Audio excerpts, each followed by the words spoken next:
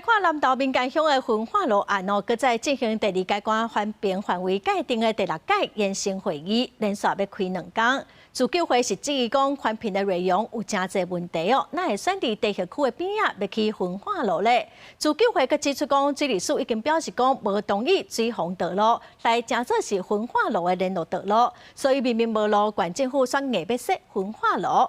也毋過，縣政府是回應講，環評甲道路的開發無啥關係，嘛是依照程序來進行相關的流程。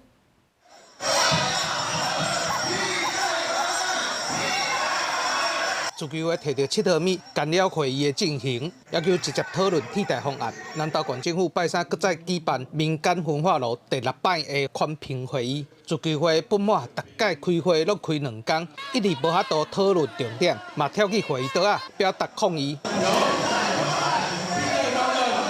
自會議進前，自救會自會議外口表達訴求，認為拍算起焚化爐才會連外道路，一條是水洪道路，袂當當作大路；另外一條正矮，嘛無適合予大型的糞掃車進出，無路就袂當起焚化爐。啊，毋過南投縣政府是回應講，等環評了，袂當做拓寬道路的工程。經濟部攏甲咱回應講，這路袂使講做這焚化爐。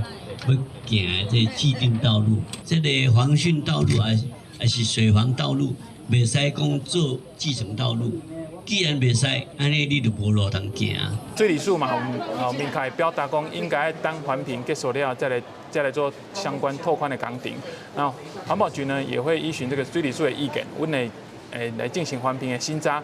但其實環評的審查跟道路其實是2回代誌吼。啊，環保局嘛承諾，所有的替代方案，阮攏會納入評估吼，所以無這個無討論的問題。另外，拜二嘛有立委認為，縣府是開發單位，嘛是辦環評的政府機關，有救援兼裁判的問題。針對這個部分，縣府的回應講，因是依法來進行，攏是公平、公正、公開，會當接受各界的檢驗。記者安義秀南投報道。